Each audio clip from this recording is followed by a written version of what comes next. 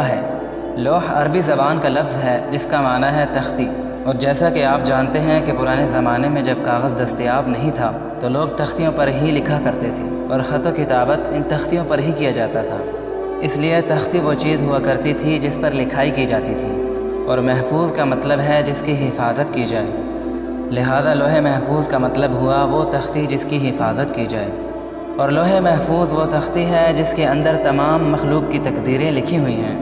ابتدائی آفرینش سے لے کر قیامت تک ہونے والی ہر چیز اس لوح محفوظ میں درج ہے، لہذا اس کائنات میں جو کچھ بھی آج تک ہوا ہے اور جو کچھ قیامت تک ہوگا سب اس میں لکھا ہوا ہے،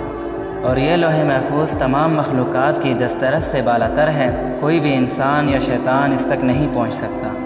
چنانچہ بخاری شریف کی روایت میں ہے کہ کتب اللہ فی الذکر کل شیء وخلق السماوات والارض، کہ اللہ تعالیٰ نے لوح محفوظ میں ہر چیز لکھ دی اور پھر آسمان و زمین کو پیدا کیا، اور قرآن مجید میں لوح محفوظ کو کئی جگہ ذکر کیا گیا ہے۔ چنانچہ ایک جگہ ارشاد ہے بل ہوا قرآن مجید فی لوح محفوظ، بلکہ یہ بزرگی والا قرآن ہے جو کہ لوح محفوظ میں لکھا ہوا ہے، لہذا قرآن مجید بھی اس تختی میں درج ہے، اور ہمارے پاس کتابی شکل میں جو قرآن موجود ہے یہ اس قرآن کا نسخہ اور اوتھینٹک کاپی ہے جو کہ لوح محفوظ میں لکھا ہوا ہے۔ یہ قرآن اسی لوح محفوظ سے نازل ہوا ہے۔ اور اسی طرح ایک جگہ لوح محفوظ کے متعلق ارشاد ہے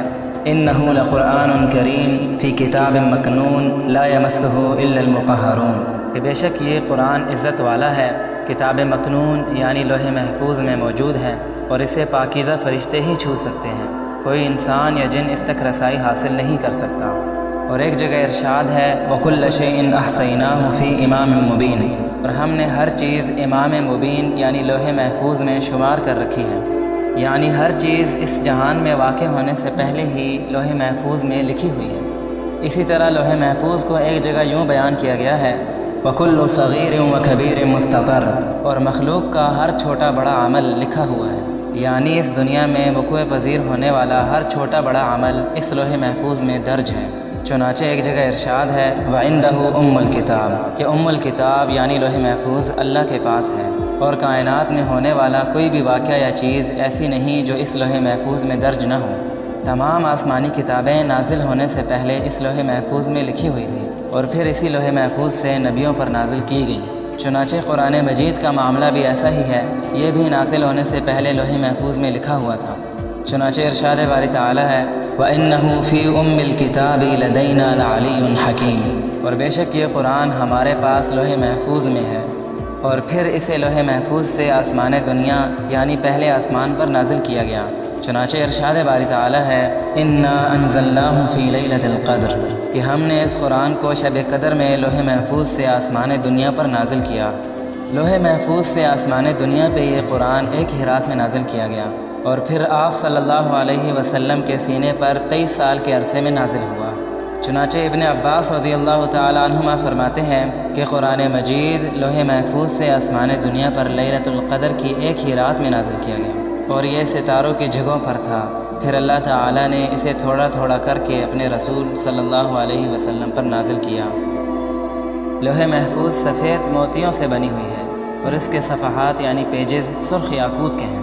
چنانچہ ابن عباس رضی اللہ تعالی عنہما سے روایت ہے کہ نبی کریم صلی اللہ علیہ وسلم نے فرمایا ان اللہ خلق لوحا محفوظا من درۃ بیضاء صفحاتها من یاقوتۃ حمراء قلمه نور وکتابه نور للہ فیہ فی کل یوم 60 و300 لحظہ یخلق ویرزق ویمیت ویحیی ویعز ویذل ویفعل ما یشاء، کہ اللہ تعالیٰ نے لوح محفوظ کو سفید موتیوں سے پیدا کیا، اور اس کے پیجز یعنی صفحات سرخ یاقوت کے ہیں، اور اس کا قلم نور کا ہے، اور اس کی کتابت بھی نور کی ہے، اور اللہ تعالیٰ ہر روز اس میں 360 مرتبہ نظر فرماتے ہیں۔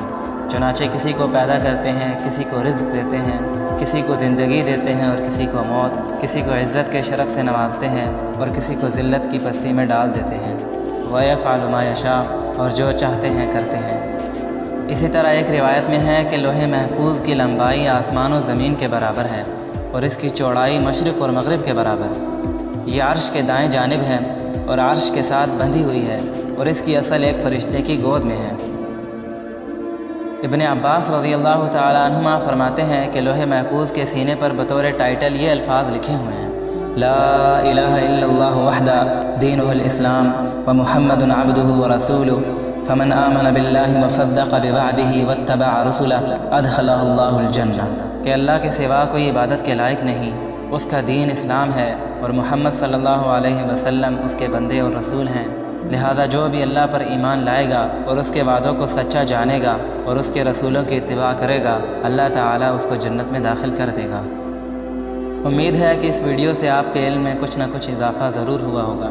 یہ ویڈیو آپ کو کیسی لگی اس کا اظہار کمنٹ سیکشن میں ضرور کیجیے گا۔ اللہ حافظ۔